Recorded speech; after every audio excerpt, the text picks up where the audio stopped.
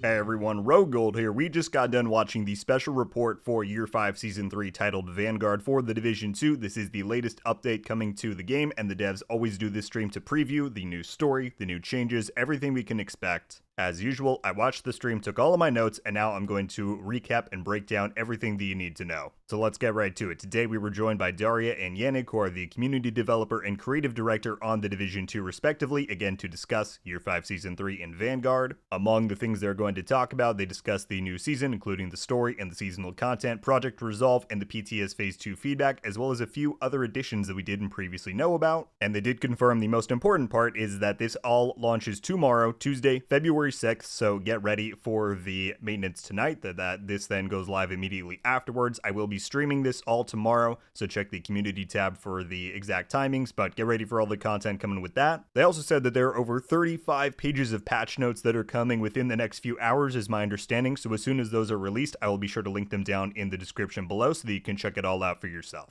But let's dive in. They began with the typical NGN Analyst Report. Great to see these still going on, and he just recaps what has gone on in the story up until this point. Last season, we saved 5 hostages, including Birdie, who is Vikram Malik's sister, and she has a lot of sensitive intel, being one of the key people that Natalia Sokolova was using for technical purposes. And that includes, as he says, Natalia's plan for the mobile shade servers that she is collecting, and Birdie was helping to figure out how to supply power to them. And he also covers how Agent Kelso, who is one of our, most well-known and trusted Division agents from the Division 2 story, there was a lot of questions brought up at the end of last season, given we learned that Brian Johnson was the recruiter, if Kelso is potentially a hunter, and we can't say for certain because she has gone missing. And that brings us straight into the new season titled Vanguard. They played the trailer. It was in a very cool animated style, kind of a throwback to one of these that they did for the release of Warlords of New York. It was narrated by Manny. There's a theme of distrust through this whole thing, and it was honestly very cool. Again, they talk about how Kelso left at the end of season 11 to check on Haven, see what's going on in New York, and we haven't heard from her since. And so because of that, this entire season is going to be themed on investigation. They are doing another spin on the Manhunt content style. There is no specific targets to hunt down. Rather, it is a season-wide location investigation. So they showed the seasonal calendar, and every time that we get, what would normally be a new target, it is a new district of Manhattan that we're going to be going into, completing some objectives, and pursuing Kelso on whatever trail she's on. So you can see the dates for when those unlock on screen. We also are getting 2 apparel events this season. One is a brand new one on February 20th titled Veiled Tactics. We'll get to those outfits slightly later. And then they are also confirming that they're continuing the trend of bringing back old apparel events like they did these past few weeks with Phoenix Down. We are getting Last Resort, which originally was out way back in Season 3 in 2020. That's coming on April 16th. And then they just previewed a few of the new items that are coming with this season. We have Aegis, which is the new gear set, visually themed around the Last Man Battalion faction from the Division 1, so that's quite cool. We have the new Rugged Gauntlets exotic gloves. These have a cool little blue hue to them, but these are the controversial ones that everyone was talking about, and again, we'll talk about these more in a minute. We have the new Mosquito exotic pistol that deals a lot with aggro and threat management, and then lastly, we have the Vindicator, which is the new exotic rifle, and it is going to be exclusive to the Descent game mode. Talking more about the season pass specifically, as per usual, it will cost 1,000 premium credits if you want to get the upgraded version, and that gives you additional cosmetic rewards and a few material bundles, things like that. The new main outfit that they're showing off, and this looks pretty cool I think, is a new samurai mask and outfit that is going to be available exclusively within the Year 5 Season 3 pass. Beyond that, we're also getting 9 new weapon skins. They previewed a few of these with the likes of the Tommy gun being in there. The G36 has a pretty cool one. The MP5 ST has the coolest of these ones they showed. I really wish it was on the other MP5 variant, but it's okay. That looks very cool. And we're also getting 10 new gear dyes, 2 new emotes, and again, 2 vanity outfits. One is the samurai one, and one is this other more tactical one that they showed off. They then previewed the brand new Veiled Tactics apparel event. It has a more armored and tactical theme, and they kind of pointed out that they try to alternate their styles, every season between more military and agent as well as more civilian and more out there, like they said with last season with the kind of cyberpunk theme that they went for. But this time around, Veiled Tactics, again, very tactical themed. It's going to have 4 outfits and then a 5th one as a completion reward once you get the rest. And then once again, they talked about Last Resort, which will return from Season 3 in April, and this one is themed around the Cleaner Keeners and Rikers, again, those kind of New York and Warlords factions. That's why they brought it back this season. They also then dropped a very key and cool piece of information that I think a lot of people are going to be very excited about, myself included, which is the fact that we are getting the outfits for all 4 of Keener's rogue agents from the Warlords of New York expansion, as well as Keener's outfit himself. Throughout the duration of this season,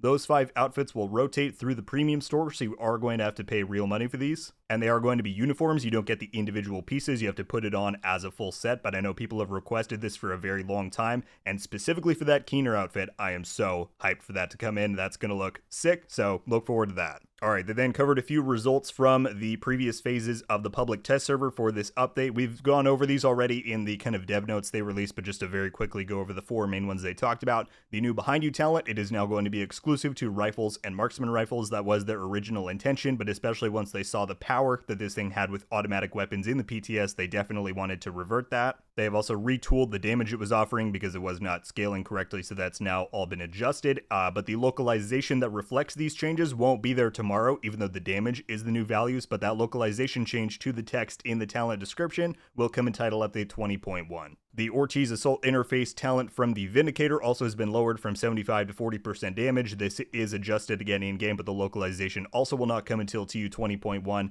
They talked about the rugged gauntlets. They know that this one was controversial. They talked about the feedback of it being underpowered. They did fix a few bugs that should make it feel more as it was intended to, but they also recognize that this one isn't going to be for everybody. They say their exotic design philosophy is not to make, each one more powerful than the last that they've released, but some of them are meant to be more creative for unique playstyles and purposes, so they hope that some people will have fun with this one. And then they just lastly talked about the change they're making to Hunter's Fury, which is that the 3-piece bonus is being reduced to 50% health on kill to adjust for the big health buffs that they introduced in the various brand set changes that they made with Project Resolve. They then went into Project Resolve more broadly. Again, a lot of this has already been discussed, and Daria did underscore at the start of this section that the dev overview video that they posted, as well as the VOD for the dedicated stream they did for Project Resolve, are both still live online. I'll link those down below in the description, so if you have missed out on the coverage and you want the full details on what this big health update that is coming in this season, is all encompassing, check those links out for sure. But they overviewed some of the bigger changes, so I'm basically just going to majorly highlight the new stuff that we learned, and then just quickly breeze over some of the old stuff that we already knew. They did confirm that Project Resolve has been in the works from August 2023 until now, and that it's, quite a long investment of time and resources to really pull this off. And they say once again that it is primarily there to fix game stability, infrastructure, etc. And Yannick did talk about, and this was cool to hear, that the team was quite excited to be able to go back and fix things instead of just having to accept the norm of shipping some flawed content. He says that the people who work on the game are truly passionate and they don't want the game to be plagued by all of these issues. So for them to finally be able to address the backlog that they had of all of these things was quite exciting for them. And because of that, it actually, the amount of stuff they accomplished within this time window was far beyond what they had originally anticipated. So that's pretty cool. And they do say that Resolve is an ongoing effort, even though, the bulk of it is coming right now. They are going to continue to improve things down the line, so continue leaving feedback, and we'll see what changes are made over the coming updates. Alright, then again, they went over some of the main things. We'll just go through quickly. The gear lock, they heard the feedback, it's being rolled back, but they do want to find another solution to address the problems that the gear lock was intended to fix, albeit they want to do it in a less impactful way. But this one specific change is still coming to the Conflict PvP game mode, but that will be in TU 20.1. Speaking of Conflict, it now has an extended loot pool. Caches give you 2 items with chances for a third. They are of legendary difficulty quality, which is quite cool. Big XP boost to make it more worthwhile as a mode. Shade levels and expertise bonuses have been disabled for, balancing purposes and more accessibility for newer players. They said in this mode, player skill to supersede gear investment, meaning just how much time you put into systems like expertise. That sounds awesome to me. I can't wait for that change to go live tomorrow. And Yannick said, which I thought was an interesting statement, that Conflict is for fairness, whereas the Dark Zone is for who's the strongest and who's invested the most time into the game. So that's the philosophy they're going for, and that's what we're going to see tomorrow. Expertise, again, we've talked about this before, but they're doing a big cost reduction, so that system should be a bit more accessible. They talked about the new tinkering feature, and they did have a video here to show off some of the changes they're talking about. It is the renamed recalibration station that is now called the tinkering station. They've rolled recal and optimization into one menu to make it flow better, be more accessible and understandable. And the big main change is that you can now use this from your menu anywhere in the game. You don't have to go back to the base, even though you can still access it there. This can, go with you anywhere that you go. They did cover some of the changes to global events because this was not available to test or see, visually in the PTS. They have buffed the other 5 events to close the gap between those and Golden Bullet, which is the community favorite and arguably the one that makes you the strongest. So they said their overall goal is to make it more fun when you play the event right and less punishing when you don't. So they showed a few preview videos. It's hard to really gain the full sense of what's changing from these, but with Guardians, you can now damage non-Guardian enemies among some other changes. For Hollywood, they have tripled the explosion range, and spec ammo also drops on kill. I'm quite excited to try this one out, actually. I think that's going to be pretty fun. Polarity switch, you only now lose stacks if you kill a hostile of the wrong polarity, not just shooting them like previously, and now you also get your magazine refilled if you if you kill a hostile of the correct polarity. SHD Exposed, they said there's no drastic changes, but just a lot of small tweaks to make the flow better and overall make the event more fun.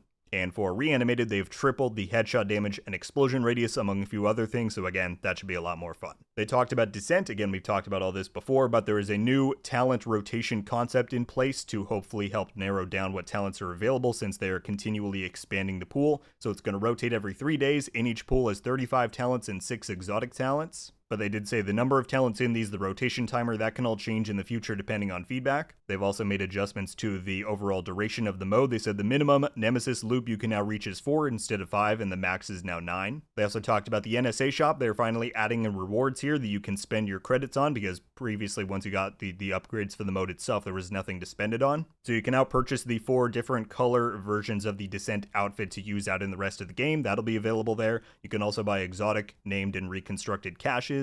And they also clarified that you will now be granted more caches and rewards for the same number of loops reached within the mode as before. They then talked about a few quality of life things. They did confirm that the skill mod duplication removal whole system that they're bringing in is coming. This wasn't really a thing that I think we got to see in the PTS, but they said the goal is again to make inventory management less cumbersome. At its most basic level, what this is doing is that it is now going to auto-update the highest value of each mod that you have per slot. So if you have a 4.5% turret damage mod, right, and you get one that's 4.7, it's just going to automatically replace that. You will now have that highest value in your inventory, and it will auto deconstruct the lowest value one. You'll be granted those materials, and by doing this, it's now more of a slot-based thing instead of an actual management thing. Some people are going to like it. Some I know are frustrated that you can no longer share these with your teammates, so that's just what they're doing. They showed off some new stash UI. It's going to show you the slot capacity when you walk by it without having to go into the menu, which is a small change, but it can definitely be nice. And then this was one of the bigger bombshells of the stream. They're adding in a new textile vendor, which is something that a lot of people have been asking for a long time. Important to note, this will not actually be there tomorrow. Again, it is being introduced in Title Update 20.1, which should, I think, be on February 20th with the release of the apparel event, so we gotta wait a little bit for this. But yeah, you now have something to spend your textiles on. This vendor is going to act the same as Cassie Mendoza, where every time they are available, you have to go and track them down within the world. But in their inventory, you will be able to purchase exotic, optimization, and named caches per, week or per rotation. I don't know how often this vendor is going to be around. But Yannick did clarify that they do have a set stock amount of each of these. Meaning, according to the video, you can only get like 1 exotic cache per week or rotation. And he said that's just to prevent people from spending the like 200,000 they have all at once and just kind of, skewing the imbalance of the game there. So that's quite exciting. As I said, definitely one of the bigger highlights of this stream, I think, for me. They talked about a few other things beyond that. New commendations are coming for the Paradise Lost Incursion, Countdown, Descent, maybe some other stuff. And they said to expect a more regular cadence of commendations being re-added to the game, because that's something they haven't done for a while. One small change made to the projects revamp. If you didn't know, they're making projects more fun to complete, also a lot more rewarding. They're now standard, going to give you 1 exotic component per daily project completion and 3 for weekly project completion. And they also mentioned that with this update, they are actually going to be wiping a lot of the leaderboards across the game. They're going to retain some of them that really show off the best achievements and completion for stuff like raids, I think. But they said that because they haven't monitored these in such a long time, and because there's been various exploits over time, they want to kind of start fresh. And then in the future, they hope to be more proactive in monitoring these and keeping them more fair. So expect that to happen when this goes live tomorrow. Lastly, we move on to the Q&A section that they usually do at the end. Somebody asked about brand new leaderboards. Yannick said it's possible. Again, they want to add renewed purpose to them since they were previously unmonitored, so who knows what they might do there in the future. There were questions on if the Vindicator will get added somewhere else in the loot pool of the entire game later on. They said maybe, but for now it's going to be exclusive to Descent, and it will not get added to your general loot pool after you purchase it from the Descent vendor. It will act the same as, say, the Ouroboros or the Eagle Bear, where it stays exclusive to that specific source. Someone asked about specialization grenades being used on any spec, and they said for now they're still tied to your specific specialization. People asked about legendary open world difficulty. They said no current plans to add anything above heroic on the open world. They did acknowledge the power creep thing, which is something that I made a video on recently, and a lot of you had a lot of very strong thoughts about. But as I, said in that video, as I predicted, and Yannick said here, they do already have this in mind, that they know the very top end of players are left without much challenges in the game anymore. So he said stay tuned for the future because they already have some plans in mind on what they're going to do there. And then lastly, somebody asked if we're going to get more legendary missions, and then he said that because it is only with strongholds for now, they don't currently have plans to add legendary to regular missions within the game. And there you go, my friends. That is your recap for the Year 5 Season 3 special report stream for the Division 2. A little bit lighter this time, mainly because they've already covered Project Resolve in such detail, especially with the dedicated stream they had back in December. But overall, I'm very excited for this update tomorrow. As I've said before, as a PvP player, I'm really excited for the conflict changes and the overall PvP balancing stuff they're doing. For the season specifically, whether it's the cosmetics, whether it's the premise, whether it's whatever, I'm really excited to get back to New York. We have a bit of a new flow this season without targets. It's more of an investigation style. All of that stuff seems really cool to me, so I can't wait to dive into that. But yeah, let me know your thoughts on everything we covered in this video, whatever stuck out to you most. If you have any lingering questions, be sure to leave them down below. Once again, I will be going live tomorrow approximately 9:30 a.m. Pacific, 12:30 p.m. Eastern, but again, check the exact timings on the community tab. Tune in. Love to see you. And yeah, if I didn't say it already, be sure to subscribe for all of the content that I'm doing this week and beyond. Got a lot planned for the game, of course. But yeah, that is going to do it for me today, everybody. Thank you all so much for watching. I'll see you in the next one. RogueGold. Out.